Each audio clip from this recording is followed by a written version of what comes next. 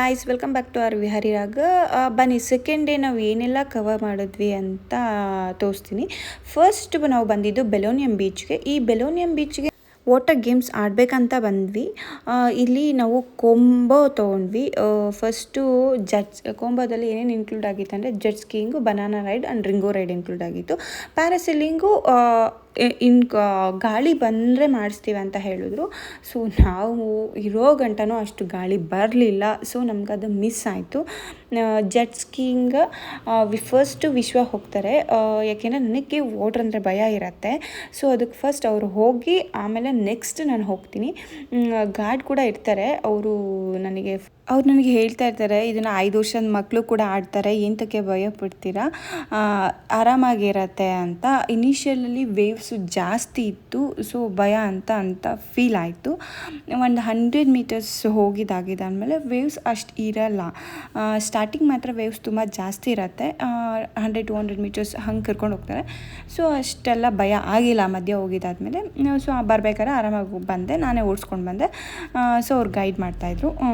Next second game ಬಂದುಬಿಟ್ಟು banana raid.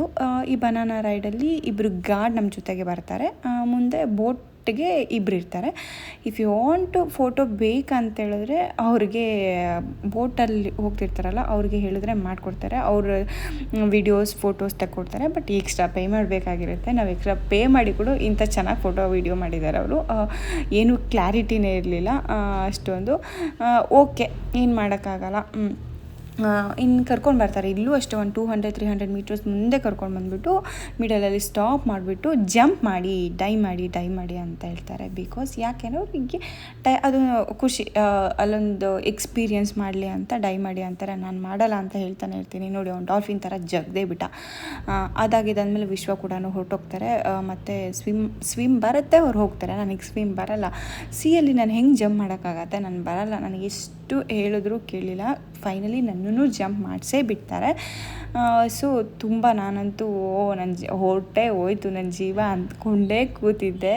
ಅವರು ಅದೆಲ್ಲ ರೇಗಿಸ್ತಾ ಇದ್ದಾರೆ ನನಗೆ. ಏನಾಗಲ್ಲ, 5 ವರ್ಷದ ಮಗು ಮಾಡ್ತಾರೆ, ಜಂಪ್ ಮಾಡಿ, ಲೈವ್ ಜಾಕೆಟ್ ಇದೆ, ಏನೂ ಆಗಲ್ಲ ಅಂತಲೇ ಹೇಳ್ತಾರೆ. ಆದರೂ ಇಲ್ಲ, ಇದು ಬೇಕಿದ್ದ ಮಗನೇ, ವಾಪಸ್ಸು ಶಿವನೇ. ಇನಿಷಿಯಲಿ ಬಿದ್ದಾಗ ನನಗೆ ಮೂಗಳಿಗೆಲ್ಲ ನೀರೆಲ್ಲ ಹೋಗ್ಬಿಡುತ್ತೆ. ಸೊ ಭಯ ಆಗೋಗ್ಬಿಡುತ್ತೆ. ಅವರು ಉಲ್ಟಾ ಮಲ್ಕೊಂಡ್ರೆ ಅಷ್ಟು ನೀರು ಮುಖಕ್ಕೆ ತಾಗಲ್ಲ. ಸೊ ತೇಲ್ತಿರ್ತೀವಿ ಅಂತ. ಬಟ್ ಅಲ್ಲಿ ನನಗೆ ಒಂದು ಬ್ಯಾಡ್ ಎಕ್ಸ್ಪೀರಿಯೆನ್ಸ್ ಆಗುತ್ತೆ. ನಮಗೆ ಸ್ವಿಮ್ ಬರೋದಿಲ್ಲ ಇರಲ್ವಾ. ಸೊ ನಾವು ಕೆಳಗಡೆ ಹೋಗೋಕ್ಕೆ ಟ್ರೈ ಮಾಡ್ತಿದ್ವಿ.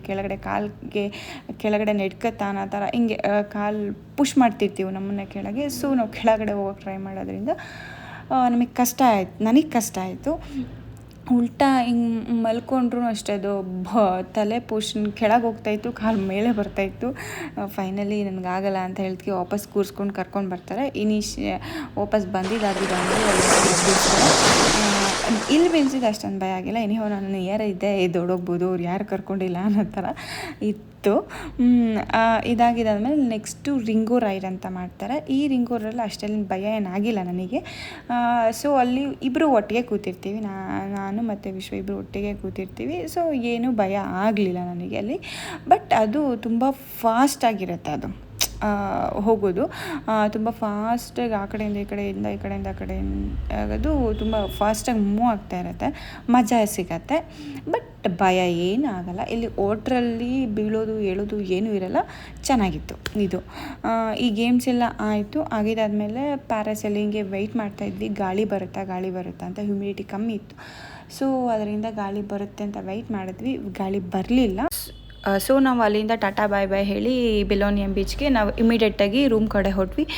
ಬಿಕಾಸ್ ಅವತ್ತೇ ನಮಗೆ ಚೆಕ್ಔಟ್ ಇತ್ತು. ಸೊ ರೂಮ್ ಕಡೆ ಹೋಗಿ ಅಲ್ಲಿ ಸ್ವಿಮ್ಮಿಂಗ್ ಪೂಲಲ್ಲಿ ಒಂದು ಡೈ ಹೊಡೆದು ನೆಕ್ಸ್ಟ್ ಅಲ್ಲಿಂದ ನಾವು ಲಂಚ್ಗೆ ಹೋಗಬೇಕಿತ್ತು. ಸೊ ಲಂಚ್ಗೆ ಕರ್ಮ ಹಾತಿಮಾಲ್ ಕ್ಲಬ್ ನಾವು ಚೂಸ್ ಮಾಡಿದ್ವಿ. ಮಿಡಲಲ್ಲಿ ನಾವು ಕರ್ಮ ಹಾತಿಮಾಲ್ಗೆ ಹೋಗೋಕ್ಕಿಂತ ಮುಂಚೆನೇ ನಾವು ರೈಲ್ವೆ ಸ್ಟೇಷನ್ಗೆ ಹೋಗಿ ನಮ್ಮ ಲಗೇಜ್ ಕೌಂಟ್ರಲ್ಲಿ ಇಟ್ಬಿಟ್ಟು ಆಮೇಲೆ ನಾವು ಲಂಚಿಗೆ ಬಂದ್ವಿ. ಅಲ್ಲಿ ಮಾತ್ರ ಸೂಪರಾಗಿತ್ತು ರೀ. ಆ್ಯಂಬಿಯನ್ಸ್ ಸಕ್ಕತ್ತಾಗಿತ್ತು, ಲಕ್ಸುರಿಯಸ್ ಆಗಿತ್ತು. ಫುಡ್ ಕೂಡ ಅಷ್ಟೇ ಸೂಪರಾಗಿತ್ತು. ಬೊಫೆಟ್ ತೊಗೊಂಡಿದ್ವಿ ನಾವು. Veg, non veg, Indian style, foreign style ಎಲ್ಲ ಥರ ಅವೈಲಬಲ್ ಇತ್ತು.